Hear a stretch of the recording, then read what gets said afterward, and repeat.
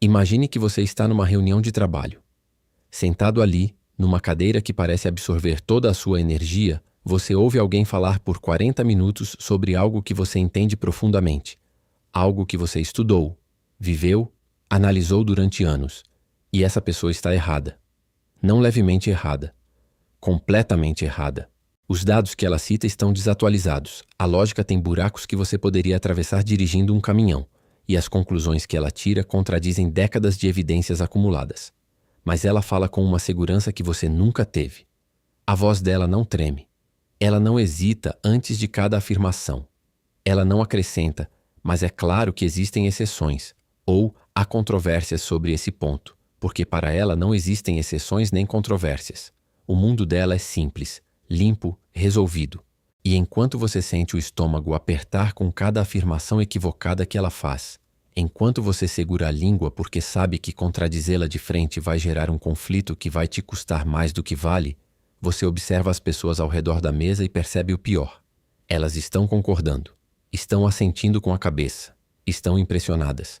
E no final da reunião, quando a decisão é tomada com base naquele raciocínio falho que você identificou nos primeiros 5 minutos, você sai por aquela porta com uma sensação física no peito, uma espécie de peso de pressão atrás do externo, que não é raiva exatamente, é algo mais difícil de nomear. É a sensação de que o mundo está de cabeça para baixo, de que existe uma lei da gravidade invertida operando na realidade, uma lei que faz os que sabem menos subirem e os que sabem mais afundarem.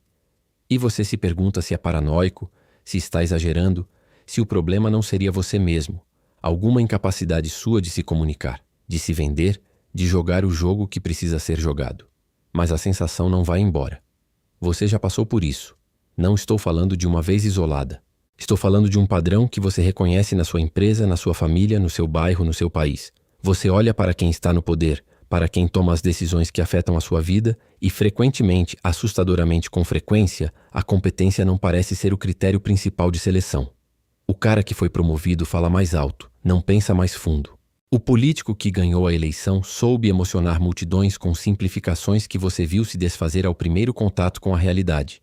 O gerente que subiu de cargo é aquele que nunca admitiu uma dúvida, que nunca disse "eu não sei", que entra em qualquer sala como se já soubesse todas as respostas antes de ouvir as perguntas. E você que carrega a consciência pesada de tudo que não sabe, de tudo que é complexo, de tudo que exigiria mais tempo, mais pesquisa, mais humildade antes de uma conclusão, você fica para trás. Não é que o mundo seja injusto no sentido usual. É algo mais perturbador. É que o mundo parece estar sistematicamente selecionando as pessoas erradas para as posições mais importantes, e fazendo isso não por acidente, mas por um mecanismo que tem uma lógica própria. Uma lógica que é ao mesmo tempo fascinante e aterrorizante quando você começa a entendê-la. Não é apenas cansaço o que você sente quando olha para isso. Não é apenas frustração de um dia ruim ou de uma semana difícil. É uma desorientação mais profunda.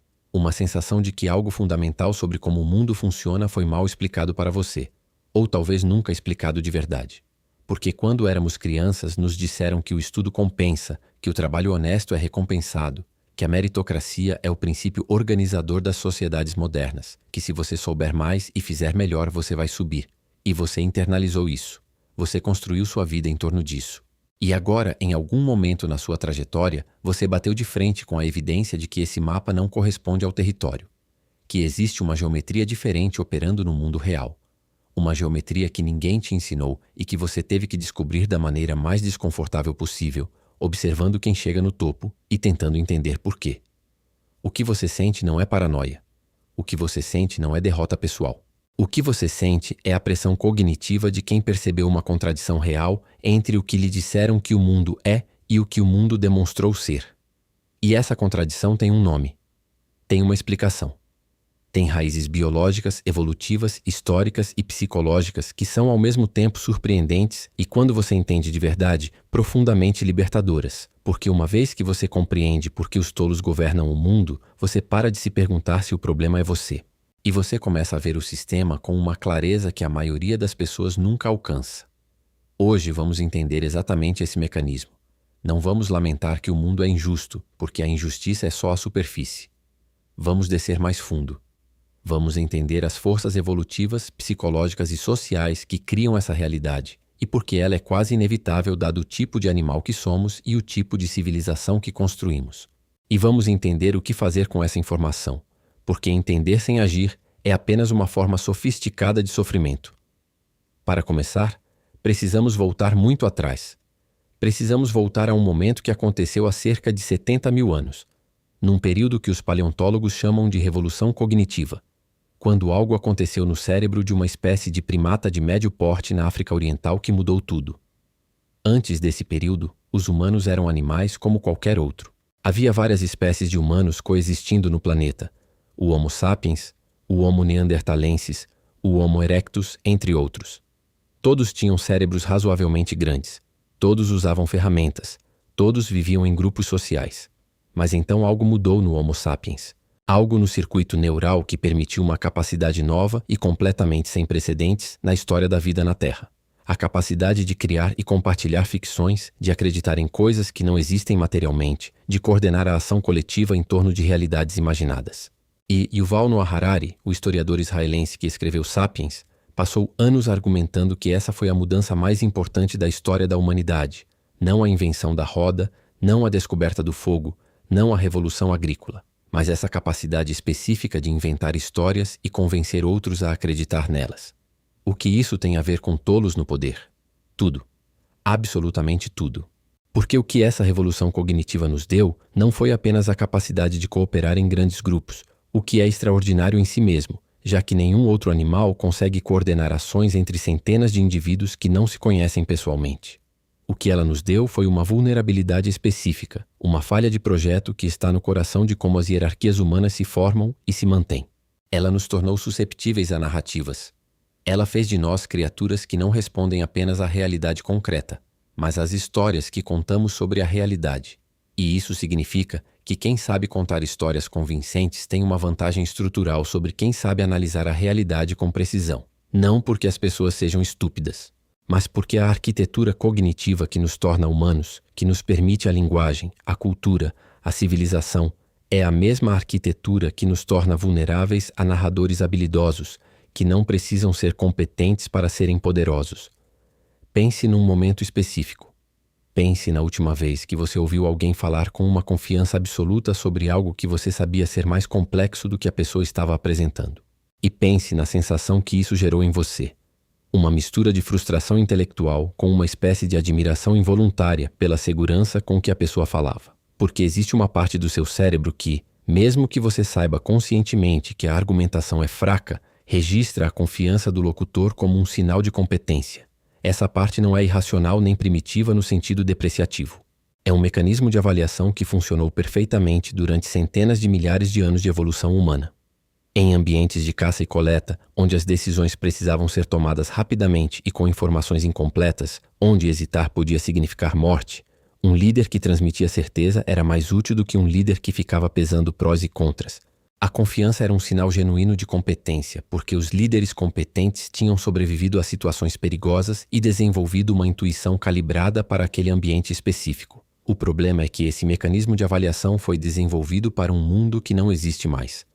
Eu sei que muitos de vocês sentem exatamente isso, essa frustração de ver que as regras do jogo não são as que te disseram. Essa dor de carregar competência e ter que assistir à incompetência ser recompensada. Se isso ressoa com você, se você já se sentiu invisível exatamente quando deveria ser mais visto, escreve aqui nos comentários. Eu vejo esse padrão. Quando você faz isso, você está dizendo para alguém que está passando pela mesma coisa que eles não estão sozinhos e não estão loucos. O psicólogo americano David Dunning e seu então aluno Justin Kruger publicaram em 1999 um estudo que se tornou um dos mais citados da psicologia social. O experimento era simples, mas devastador em suas implicações. Eles testaram estudantes em lógica, gramática e senso de humor, e depois pediram que cada um estimasse seu próprio desempenho em relação aos outros. Os resultados foram perturbadores de uma forma específica. Os estudantes que tinham tido o pior desempenho consistentemente superestimavam suas habilidades de forma dramática. Acreditavam que estavam entre os melhores quando estavam entre os piores. Mas o que a maioria das pessoas que cita o efeito Dunning-Kruger esquece, o que é ironicamente um exemplo do próprio fenômeno, é a outra metade do estudo. Os estudantes mais competentes, aqueles que tinham tido o melhor desempenho, consistentemente subestimavam suas habilidades em relação aos outros. Os mais capazes achavam que eram medianos. Os menos capazes achavam que eram excepcionais. E a razão para esse padrão duplo é elegante e perturbadora.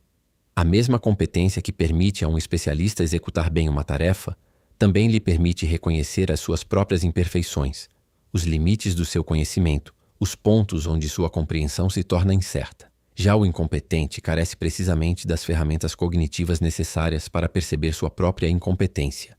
É uma armadilha perfeita, selada por dentro. Mas o efeito Dunning-Kruger não é apenas um fenômeno individual. Ele tem consequências sistêmicas que moldam quem sobe em qualquer hierarquia social, seja ela corporativa, política ou acadêmica.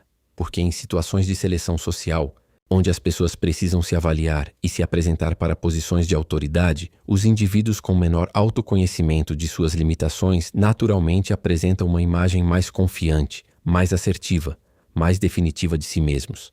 Não porque estejam mentindo deliberadamente, mas porque genuinamente não veem os buracos no próprio raciocínio.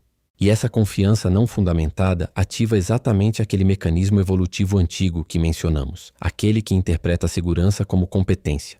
O resultado é uma bomba relógio instalada no coração de qualquer sistema de seleção baseado em percepção de liderança. Os mais confiantes sobem e os mais confiantes tendem a ser os que têm menos consciência de suas próprias limitações. Harari explora isso em Sapiens de uma forma que vai além da psicologia individual. Ele observa que as hierarquias humanas raramente são baseadas em capacidade objetiva, e que isso não é um bug da civilização humana. É uma feature, uma característica funcional que surgiu por razões específicas. As hierarquias humanas são estabilizadas por mitos, por histórias coletivas sobre quem tem o direito de liderar e por quê. Na Idade Média, era o direito divino dos reis, a ideia de que Deus tinha escolhido certas famílias para governar e que questionar isso era questionar a ordem cósmica. Na Índia, era o sistema de castas, uma hierarquia que dizia ser reflexo de vidas anteriores e de contaminação espiritual. No período colonial, era a superioridade racial, uma ficção elaborada para justificar a exploração de bilhões de pessoas. Em todos esses casos, a hierarquia não era mantida principalmente pela força bruta, embora a força bruta sempre estivesse disponível como última linha de defesa. Era mantida pela crença compartilhada na narrativa que a justificava. E narrativas convincentes não precisam ser verdadeiras. Precisam ser coerentes, emocionalmente ressonantes, e devem oferecer às pessoas um senso de ordem e significado que é mais confortável do que a alternativa. Pense no que isso significa em termos práticos para o mundo em que você vive hoje. As hierarquias corporativas modernas foram construídas sobre a narrativa da meritocracia, a ideia de que as pessoas que chegam ao topo chegaram lá porque são melhores, mais trabalhadoras, mais inteligentes, mais dedicadas. Essa narrativa é funcional porque mantém as pessoas motivadas a trabalhar duro dentro do sistema, na esperança de subir.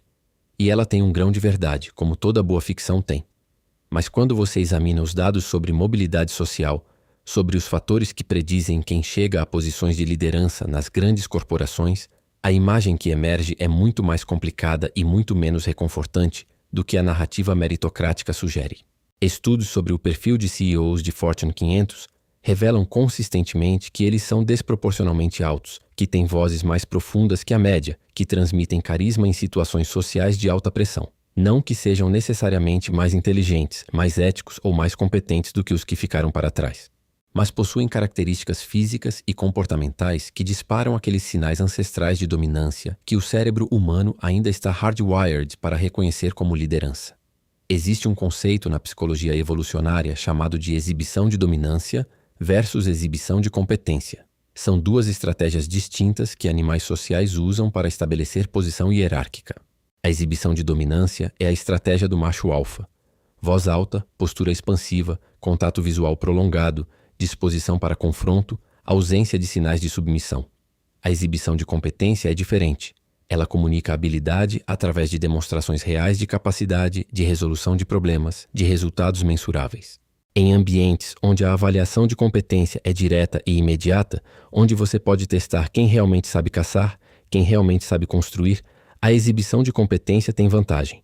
Mas em ambientes onde a avaliação de competência é difusa, indireta, mediada por política e percepção social, onde os resultados do trabalho de um líder são difíceis de atribuir causalmente, onde a complexidade do ambiente torna incerto o que bom desempenho sequer significa, nesses ambientes a exibição de dominância tem uma vantagem sistemática.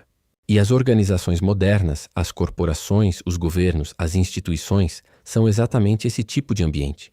Aqui vamos tocar em algo que Harari elabora com uma precisão cirúrgica em sua análise da história humana. A complexidade crescente das organizações sociais não aumentou a capacidade dos seres humanos de avaliar competência real. Na verdade, em muitos sentidos, aumentou a distância entre percepção de competência e competência real. Um camponês medieval podia avaliar com relativa precisão se o ferreiro do vilarejo era bom no que fazia, se o agricultor vizinho cultivava bem sua terra, se o caçador sabia rastrear. As avaliações eram locais, concretas, repetidas no tempo. Mas como você avalia a competência de um ministro da economia, de um CEO de uma empresa com 100 mil funcionários distribuídos por 40 países? De um presidente que tem de gerenciar simultaneamente dezenas de crises em domínios completamente diferentes, da política externa à saúde pública, da economia à segurança? A complexidade é tão grande, as cadeias causais são tão longas e ramificadas, que a atribuição de sucesso ou fracasso se torna inevitavelmente uma questão de narrativa, não de evidência objetiva. E quando a realidade se torna opaca demais para a avaliação direta, o que resta como critério de julgamento é exatamente aquilo que os humanos sempre usaram quando não tinham dados: o julgamento intuitivo baseado em sinais sociais. E os sinais sociais favorecem consistentemente quem performa confiança sobre quem executa competência. Vamos aprofundar isso porque aqui está um mecanismo que vai muito além da psicologia individual e entra no território da teoria dos sistemas. As organizações humanas complexas, sejam elas empresas, governos ou partidos políticos, têm uma dinâmica interna que tende a selecionar por características específicas em cada nível hierárquico. E essas características tendem a divergir progressivamente, à medida que você sobe, daquelas que seriam funcionalmente ideais para resolver os problemas reais que a organização enfrenta. Para avançar em hierarquias organizacionais, você precisa ser bom não apenas em fazer seu trabalho, mas em navegar as relações políticas internas, em construir alianças, em gerenciar a percepção que outros têm de você, em se tornar indispensável para as pessoas certas. Essas habilidades políticas e sociais são distintas das habilidades técnicas necessárias para o trabalho em si.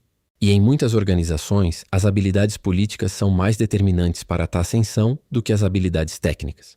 O resultado é que, ao longo do tempo, as posições de liderança tendem a ser preenchidas por indivíduos que são excepcionalmente bons em navegar dinâmicas políticas internas, independentemente de sua competência para os desafios reais que a organização enfrenta. Isso não é conjectural. É o que economistas chamam de princípio de Peter, formulado pelo educador canadense Lawrence Peter nos anos 60. Em uma hierarquia, todo funcionário tende a ser promovido até atingir seu nível de incompetência. Você sobe enquanto está sendo bem avaliado no seu nível atual. Quando chega a um nível onde não consegue mais entregar bem, você para e fica ali. Mas o princípio de Peter, embora válido, ainda não captura toda a profundidade do problema, porque ele assume que as promoções são baseadas em desempenho real no nível anterior, o que já é uma suposição generosa. O que os estudos mais recentes sobre dinâmicas de poder organizacional mostram é que existe uma camada adicional de distorção. As promoções muitas vezes refletem não o desempenho real, mas a percepção de desempenho por parte de quem tem poder de decisão. E essa percepção é modelada por vieses cognitivos bem documentados. O viés de confirmação faz com que chefes busquem evidências que confirmem suas impressões iniciais sobre subordinados. O viés de similaridade faz com que promovamos pessoas que se parecem conosco, que pensam como nós, que têm origens similares. O efeito halo faz com que uma característica positiva saliente, como a boa aparência ou a fluência verbal, irradie para todas as outras avaliações que fazemos de uma pessoa. Juntos, esses vieses criam um sistema de seleção que tem muito pouco a ver com competência objetiva e muito a ver com capacidade de corresponder às expectativas implícitas sobre como um líder deve parecer, soar e se comportar. E aqui chegamos a um ponto que Harari articula de forma especialmente brilhante quando fala sobre os mitos que sustentam as civilizações. Não basta que os líderes sejam incompetentes. Para que os incompetentes se mantenham no poder, é preciso que os competentes aceitem isso. E eles aceitam, em grande parte, porque foram educados dentro dos mesmos mitos que justificam as hierarquias existentes. A meritocracia não é apenas uma narrativa que os poderosos contam aos menos poderosos para mantê-los na linha. É uma narrativa que os próprios menos poderosos internalizam profundamente, a ponto de usá-la para se culpar por seus próprios fracassos. Quando você não sobe na hierarquia, quando você trabalha duro e estuda muito e mesmo assim fica para trás enquanto alguém com menos preparação avança, O mito meritocrático transforma isso num fracasso pessoal, numa inadequação sua, numa falta de alguma qualidade que você deveria ter desenvolvido. Ele não te dá as ferramentas para perceber que o sistema de seleção estava distorcido desde o início. E enquanto você está ocupado questionando a si mesmo, você não está questionando o sistema. O que é, do ponto de vista de quem está no topo, exatamente a função que o mito deveria cumprir.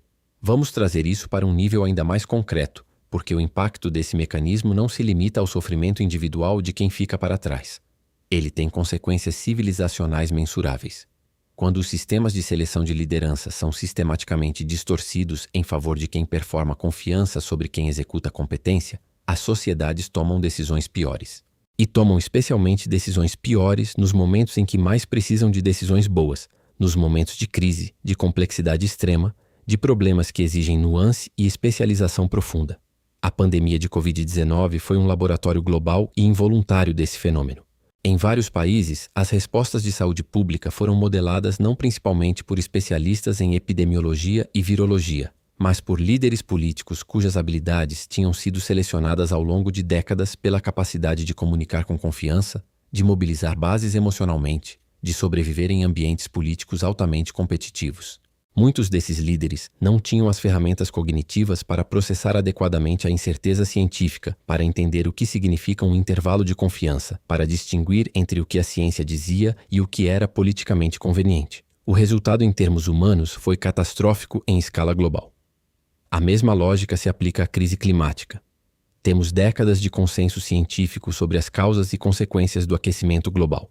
Temos modelos climáticos de sofisticação crescente. Temos dados empíricos que se acumulam de forma cada vez mais alarmante. E, no entanto, as decisões políticas que deveriam endereçar esse problema continuam sendo tomadas primariamente com base em dinâmicas eleitorais de curto prazo, em pressões de grupos econômicos com interesses no status quo, em narrativas simplificadas que reduzem uma emergência civilizacional a um debate entre crentes e céticos. Isso não acontece porque os políticos que gerenciam essas decisões são necessariamente maliciosos, embora alguns certamente sejam. Acontece porque foram selecionados por um sistema que premia habilidades que têm pouco a ver com a capacidade de gerenciar complexidade de longo prazo. Um político que diz a situação climática é urgente, as soluções necessárias são dolorosas no curto prazo e vão exigir sacrifícios reais de vocês, está dizendo a verdade. Mas um político que diz vai ficar tudo bem, nossos empregos primeiro, a ciência está exagerada. Está oferecendo uma história mais reconfortante, mais emocionalmente palatável, mais fácil de ouvir. E em sistemas democráticos, onde os líderes são selecionados pela capacidade de conquistar apoio popular, a história reconfortante tem uma vantagem estrutural sobre a verdade desconfortável. Existe aqui uma tensão que Harari identifica como um dos problemas centrais da modernidade. A democracia foi construída sobre a premissa iluminista de que os seres humanos são criaturas racionais, capazes de tomar decisões baseadas em razão e evidência. Mas a pesquisa acumulada em psicologia cognitiva, em neurociência comportamental, em economia comportamental nas últimas 5 décadas pintou um retrato muito diferente de como os humanos realmente pensam e decidem. Somos animais altamente emocionais que desenvolveram uma capacidade de racionalizar post-hoc, de construir justificativas racionais para decisões que foram tomadas por circuitos emocionais mais antigos. Daniel Kahneman, ganhador do Prêmio Nobel de Economia, dedicou sua vida a documentar os mecanismos pelos quais o pensamento humano desvia sistematicamente dos modelos de racionalidade que a teoria econômica e política clássica assumia como base. Seus sistemas 1 e 2, o pensamento rápido e intuitivo versus o pensamento lento e deliberativo, mostram que a maior parte das decisões humanas, incluindo decisões políticas de enorme consequência, são tomadas no modo rápido, intuitivo, emocionalmente guiado e que o modo lento é ativado muito menos frequentemente do que gostaríamos de acreditar. E líderes que entendem isso, consciente ou intuitivamente, exploram esse diferencial com uma eficiência que pode ser brilhante e ao mesmo tempo profundamente perigosa. Pense em como os grandes líderes populistas da história operaram. Não estou falando apenas de Hitler ou Mussolini, os exemplos mais óbvios, mas de uma tradição muito mais ampla e atual. O populista eficaz raramente apresenta programas complexos ou análises nuançadas. Ele oferece algo muito mais poderoso e primitivo. Um inimigo claro, uma identidade coletiva forte, uma narrativa simples de glória perdida que pode ser recuperada se as pessoas certas forem colocadas no poder. Esse modelo de liderança não exige competência técnica, exige maestria emocional. Exige a capacidade de ler o que as pessoas estão sentindo e traduzir esse sentimento em uma história que o amplifique e direcione. E em momentos de estresse social intenso, quando as pessoas estão ansiosas, desorientadas, assustadas com mudanças que não entendem e não controlam, a demanda por essa liderança emocional simplificadora aumenta dramaticamente. Não porque as pessoas sejam idiotas, mas porque são humanas e humanos sob estresse cognitivo e emocional tendem a buscar simplicidade, clareza e uma figura que pareça saber para onde está indo, mesmo que não saiba de nada. Aqui chegamos ao coração do argumento que Harari desenvolve com mais sofisticação em suas obras mais recentes, especialmente em Homo Deus e em 21 lições para o século XXI. Estamos entrando num período histórico sem precedentes em que a velocidade da mudança tecnológica está ultrapassando dramaticamente a capacidade das instituições humanas e dos líderes humanos de processá-la e gerenciá-la adequadamente.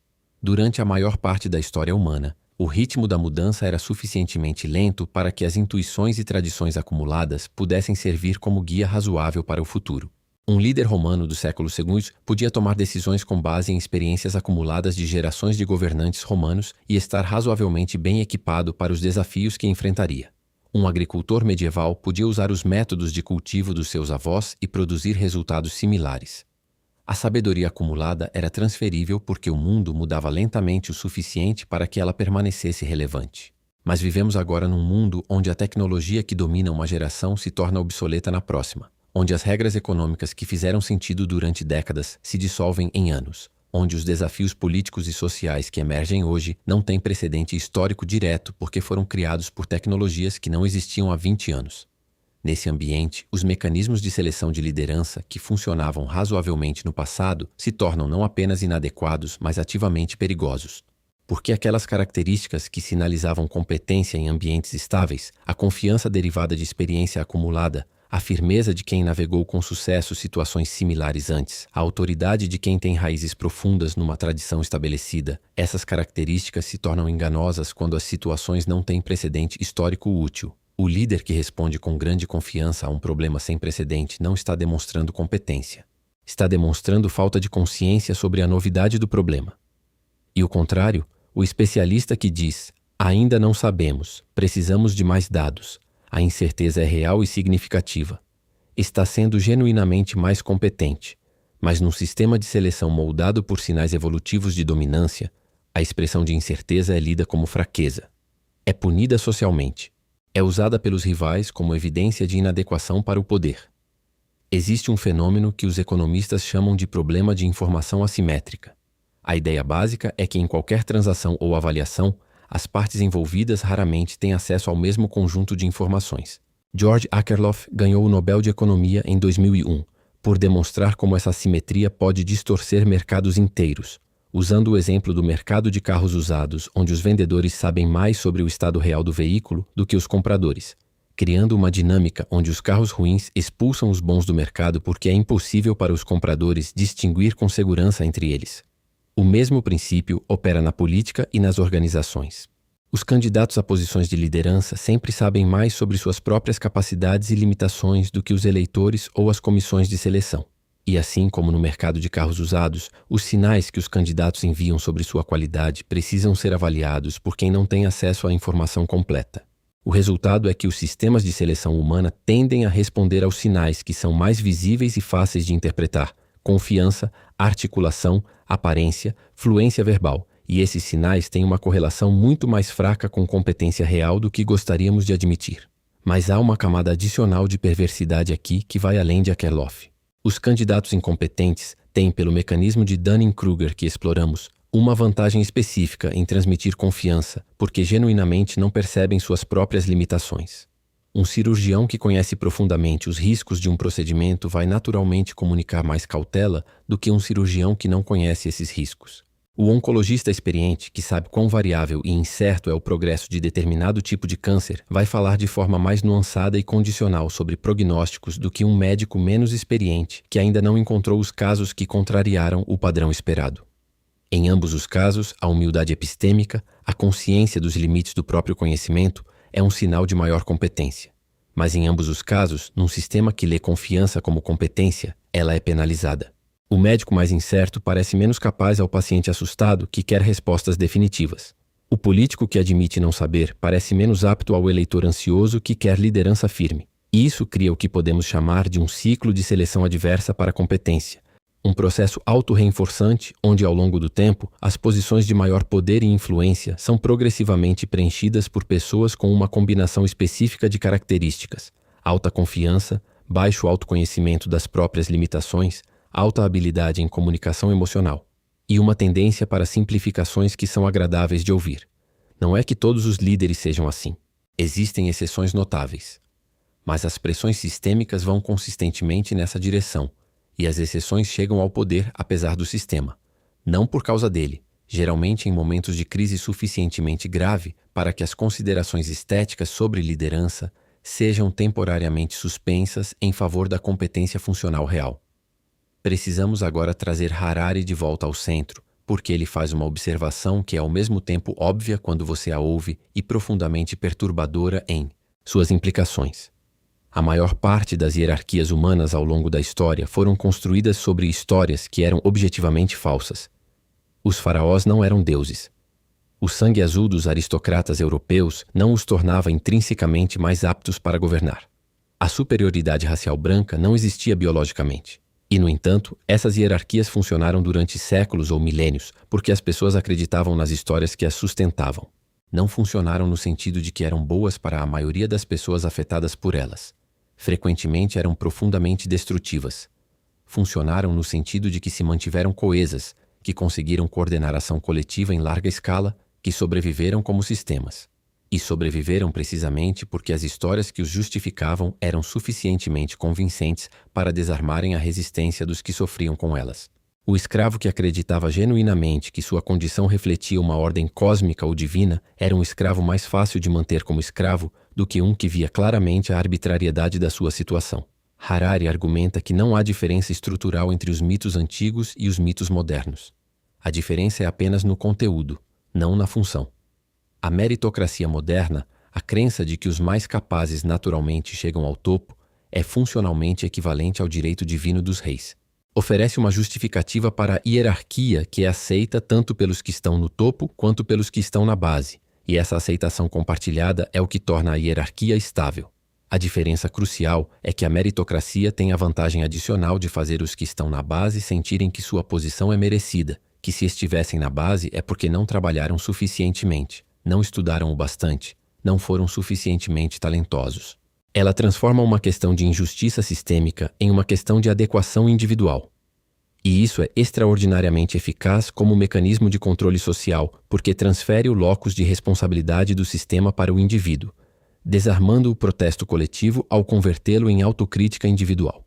Aqui chegamos a um ponto onde a análise de Harari se encontra com algo que tem implicações muito mais imediatas para a sua vida cotidiana. Porque o que estamos descrevendo não é apenas um fenômeno que acontece nos corredores do poder ou nas salas do Congresso. É um fenômeno que se replica em cada organização, em cada família, em cada comunidade. A mesma dinâmica que coloca um demagogo populista na presidência opera na empresa onde você trabalha, no condomínio onde você mora, no grupo de amigos onde você participa. As hierarquias informais que se formam em qualquer agrupamento humano são moldadas pelos mesmos mecanismos evolutivos e psicológicos. E uma vez que você os vê, você não consegue mais não vê-los. Você começa a perceber como a pessoa mais vocal nas reuniões nem sempre é a mais informada. Como os líderes informais de grupos frequentemente são aqueles que mais confiantemente articulam a visão de mundo que o grupo quer ouvir, não necessariamente a visão mais acurada. Como o conselho mais ouvido raramente vem da pessoa com mais conhecimento relevante, mas da pessoa com mais autoridade social no grupo, e a autoridade social é construída mais por confiança performativa do que por histórico de acertos. Mas aqui precisamos ser muito cuidadosos com uma armadilha intelectual que é tentadora e perigosa. Seria fácil, depois de tudo que discutimos, concluir que os líderes são essencialmente incompetentes e que os seguidores são essencialmente ingênuos. Essa conclusão seria reconfortante para o ego de quem se vê como perspicaz o suficiente para perceber o padrão, mas seria intelectualmente desonesta e praticamente inútil. A realidade é muito mais complexa. Primeiro, competência e habilidade de liderança não são a mesma coisa, e ignorar isso é um erro. Um pesquisador brilhante pode ser um líder desastroso não por incompetência no seu domínio de especialização, mas por inabilidade de comunicar, motivar, gerenciar conflitos, construir coalizões. A habilidade de coordenar a ação coletiva de grupos humanos é uma competência genuína e difícil, mesmo que seja diferente da competência técnica no domínio que a organização gerencia. Os grandes líderes da história que admiramos, os Lincoln, os Mandela, os Churchill, nos seus melhores momentos, não eram necessariamente os mais inteligentes tecnicamente, mas eram extraordinariamente habilidosos em entender o que suas sociedades precisavam emocionalmente, em articular isso numa narrativa que mobilizava a energia coletiva e em navegar as complexidades políticas de situações de extrema dificuldade. Isso não é incompetência. É um tipo diferente de competência. O problema real não é que os líderes tenham essas habilidades. O problema é quando essas habilidades são desconectadas de qualquer substância, quando a maestria emocional e narrativa não está a serviço de nenhuma compreensão real dos problemas que precisam ser resolvidos. Quando a performance de liderança se torna um fim em si mesma. Quando a capacidade de fazer as pessoas sentirem que estão sendo lideradas substitui completamente a capacidade de efetivamente melhorar a situação delas. É nesse ponto que o talento para a liderança se torna algo próximo de um parasitismo social. E o mecanismo que permite que isso aconteça repetidamente, em culturas diferentes, em eras diferentes, em sistemas políticos diferentes, é precisamente a combinação de vulnerabilidades que discutimos. A tendência evolutiva de ler confiança como competência. O efeito Dunning-Kruger, que protege os incompetentes da consciência de sua própria incompetência. A assimetria de informação inerente a qualquer sistema de seleção de liderança. E os mitos coletivos que legitimam as hierarquias existentes independentemente de sua justificativa real. Mas há uma força adicional que Harari identifica como peculiarmente moderna e que amplifica todos esses mecanismos de forma sem precedente: a tecnologia de comunicação contemporânea. Ao longo da maior parte da história humana, as capacidades de um líder de alcançar seguidores eram naturalmente limitadas pela geografia e pela tecnologia. Um rei medieval podia influenciar diretamente apenas as pessoas dentro de alcance da sua voz, e indiretamente através de mensageiros e representantes, populações maiores, mas ainda limitadas. O século XX introduziu o rádio e a televisão, e esse alcance expandiu dramaticamente. Hitler foi o primeiro grande experimento na utilização massiva do rádio para fins políticos. Seus discursos chegavam simultaneamente a milhões de alemães, criando uma experiência de comunidade emocional que não teria sido possível de outra forma. A televisão fez mais, adicionando a dimensão visual e tornando o carisma performativo ainda mais central para a política. Mas o que aconteceu com a internet, e especialmente com as redes sociais, representa uma mudança de natureza, não apenas de escala. As redes sociais não apenas ampliam o alcance dos líderes. Elas criam sistemas de feedback em tempo real que permitem a otimização contínua das mensagens políticas e populistas para máximo impacto emocional. Um político que publica um vídeo pode observar em horas, às vezes em minutos, quais partes geraram mais engajamento, quais afirmações foram mais compartilhadas, quais emoções foram mais efetivamente ativadas. Esse ciclo de feedback cria uma pressão de seleção artificial que favorece sistematicamente o conteúdo mais emocional, mais simples, mais tribal. Não porque os algoritmos tenham sido programados por pessoas mal intencionadas, mas porque os algoritmos estão otimizando para engajamento, e o conteúdo que gera mais engajamento no curto prazo é frequentemente o que ativa os circuitos emocionais mais antigos e primitivos: medo, raiva, indignação, sensação de ameaça ao grupo. O conteúdo que exige pensamento cuidadoso, que apresenta nuance, que resiste à simplificação, tende a gerar menos engajamento imediato e, portanto, a ser sistematicamente desfavorecido na distribuição algorítmica. O resultado é um ambiente de informação que, ao longo do tempo, seleciona e amplifica exatamente os tipos de comunicação que favorecem os comunicadores emocionalmente habilidosos sobre os analiticamente competentes. A tecnologia mais sofisticada da história humana está sendo usada para otimizar a manipulação de circuitos cerebrais que evoluíram na savana africana. Vamos colocar isso em perspectiva temporal para que a magnitude do problema fique clara. Durante a maior parte dos 200 mil anos de existência do Homo sapiens como espécie, as decisões políticas de maior consequência eram tomadas em grupos de não mais do que algumas centenas de pessoas que se conheciam pessoalmente. Nesse contexto, as avaliações de competência podiam ser baseadas em observação direta e repetida ao longo do tempo. Você sabia quem era bom caçador porque tinha caçado com ele. Você sabia quem era sábio conselheiro porque tinha visto seus conselhos se materializarem em resultados.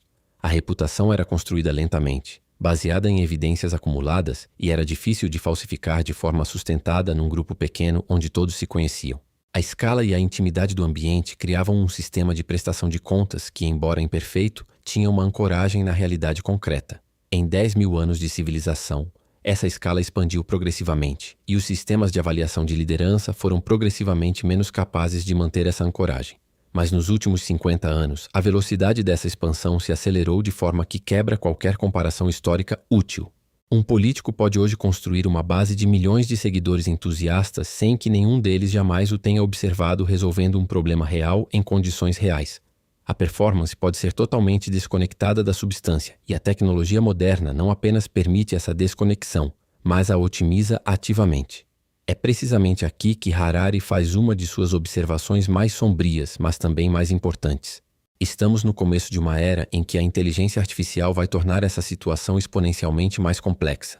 Já temos tecnologia que permite criar vídeos falsos de pessoas reais dizendo coisas que nunca disseram, com uma qualidade que é crescentemente indistinguível do real para o olho não treinado. Já temos sistemas de processamento de linguagem que podem gerar conteúdo político personalizado em escala massiva, adaptando mensagens para cada subgrupo demográfico com uma precisão que nenhuma equipe humana poderia igualar.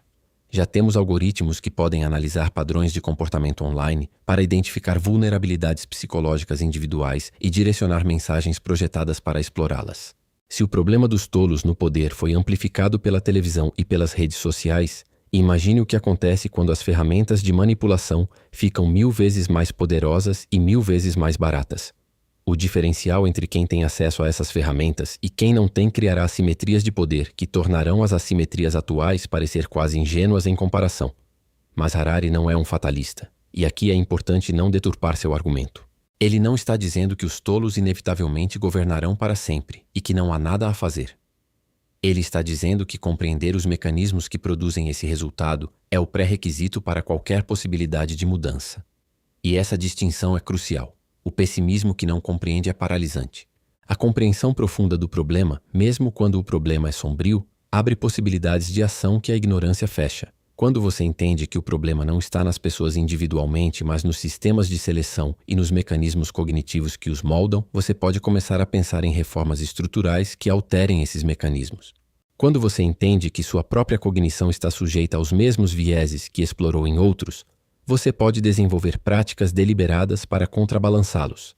E quando você entende que as narrativas que justificam as hierarquias existentes são ficções socialmente construídas e não verdades naturais imutáveis, você pode começar a imaginar narrativas diferentes. A história está cheia de momentos em que sistemas que pareciam naturais e inevitáveis foram transformados. A escravidão pareceu natural e inevitável durante milênios, legitimada por filosofias, religiões e narrativas que a integravam na ordem cosmológica.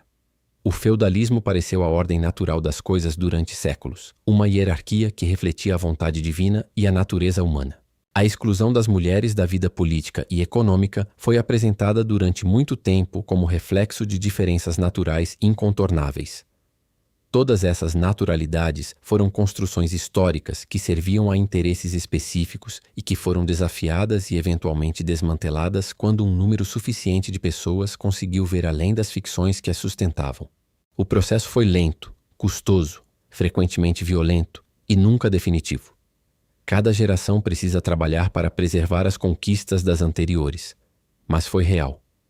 E foi sempre iniciado por pessoas que conseguiram ver o sistema de fora, que não aceitaram as narrativas que o legitimavam como verdades naturais, que tiveram a coragem e a clareza de nomear o que estava acontecendo. Existe, portanto, um papel concreto e urgente para o que Harari chama de alfabetização em sistemas, a capacidade de entender não apenas os fatos superficiais do mundo, mas os mecanismos profundos que os produzem. Entender por que os tolos governam o mundo não é um exercício de amargura intelectual ou de superioridade condescendente em relação a quem ainda não vê o padrão. É o primeiro passo para não ser involuntariamente cúmplice dos sistemas que produzem esse resultado, porque a maioria das pessoas que sustenta líderes incompetentes não está fazendo isso por malícia ou estupidez. Está fazendo isso porque está respondendo a circuitos cognitivos profundamente instalados por milhões de anos de evolução, e porque as narrativas culturais em que foram imersas desde a infância não lhes deram as ferramentas para questionar o que estão fazendo. A ignorância não é um pecado. É uma condição que pode ser transformada com as ferramentas certas. Quais são, então, essas ferramentas? Harari é cauteloso aqui, e com razão. Não há uma resposta simples, e qualquer pessoa que te ofereça uma está ou enganada ou te enganando. Mas há algumas direções que emergem da análise. A primeira é a mais óbvia e a mais negligenciada. Desenvolver uma consciência crítica sobre os próprios processos cognitivos, sobre os próprios vieses, sobre os próprios mecanismos de avaliação de credibilidade. Não porque você possa eliminá-los, que você não pode, são partes constituintes de como o cérebro humano funciona. Mas porque a consciência de um viés, mesmo que não o elimine, pode criar uma fricção que desacelera a resposta automática o tempo suficiente para uma avaliação mais cuidadosa. Quando você sente aquela resposta automática de deferência à confiança exibida, quando sente aquele impulso de seguir quem fala com certeza, a consciência de que esse impulso evolutivo não é um guia confiável de competência real pode ajudá-lo a fazer uma pausa e procurar outras formas de avaliação.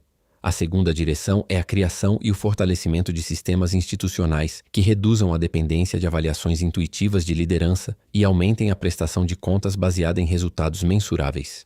Isso inclui desde mecanismos de transparência e auditoria nas organizações até reformas nos sistemas políticos que tornem mais difícil para líderes populistas evitar a prestação de contas. Harari aponta para isso quando discute o papel das instituições na contenção do poder individual. As democracias liberais funcionam melhor não quando produzem líderes sábios, mas quando constroem sistemas que limitam o dano que líderes não sábios podem causar. A separação de poderes, a imprensa livre, o judiciário independente, as organizações da sociedade civil são todos mecanismos que reduzem a dependência de que o líder certo chegue ao poder e aumentam a resiliência sistêmica quando o líder errado inevitavelmente chega. O enfraquecimento deliberado dessas instituições, que é frequentemente a primeira coisa que líderes autoritários buscam quando chegam ao poder, não é coincidência. É a eliminação exatamente dos mecanismos que foram construídos para compensar as falhas dos sistemas de seleção de liderança que discutimos. A terceira direção, e talvez a mais profunda, é cultivar uma tolerância maior à incerteza como sinal de competência. Isso vai contra intuições profundas e é difícil de sustentar sob pressão social, mas é possivelmente a mudança cultural mais importante que poderia ser promovida. Numa cultura que honra genuinamente a expressão de incerteza como sinal de pensamento rigoroso, que trata o "eu não sei, mas vamos investigar" como mais respeitável do que o "eu sei com certeza", os mecanismos de seleção adversa que discutimos seriam parcialmente revertidos.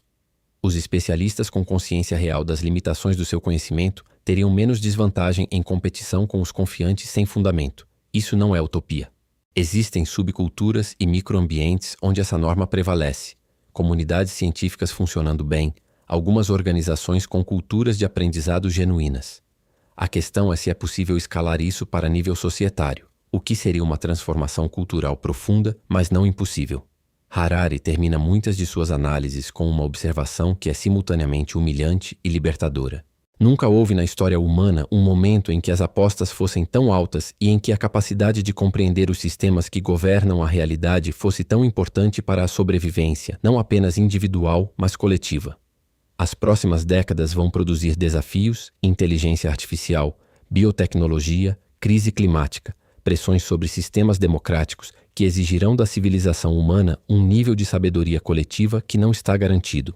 A escolha não é entre o mundo perfeito e o mundo atual. É entre um mundo que, entendendo seus próprios mecanismos de funcionamento, pode trabalhar para tornar sua tomada de decisão coletiva progressivamente menos distorcida pelos vieses evolutivos e pelas ficções legitimadoras que historicamente nos governaram, e um mundo que continua funcionando no piloto automático evolutivo até encontrar um problema grande demais para esse piloto resolver. A compreensão não garante a solução, mas a ausência de compreensão garante a continuidade do problema. E essa compreensão começa exatamente onde estamos agora. Começa com você, sentado onde quer que esteja, reconhecendo o padrão que sempre sentiu, mas nem sempre teve palavras para nomear.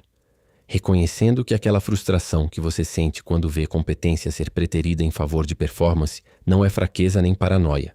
É a percepção correta de um mecanismo real com causas reais que podem ser entendidas e com esforço coletivo suficiente podem ser mudadas. A história não é um trem sem maquinista que vai para onde a física determina. É uma conversa em andamento sobre quem somos e como queremos organizar a nossa vida coletiva. E você pode participar dessa conversa de forma muito mais efetiva quando entende as regras do jogo que está sendo jogado. Se essas ideias ressoam com algo que você carrega há muito tempo, Se você chegou até aqui porque está buscando não apenas entretenimento, mas ferramentas reais para entender o mundo com mais profundidade, te convido a se juntar a essa jornada. Aqui exploramos exatamente essas questões: os mecanismos ocultos do poder, as ficções que governam nossas vidas, o que a ciência e a história nos ensinam sobre quem somos e para onde podemos ir. Se inscreve e fica comigo nessa conversa. Você não está sozinho nessa busca.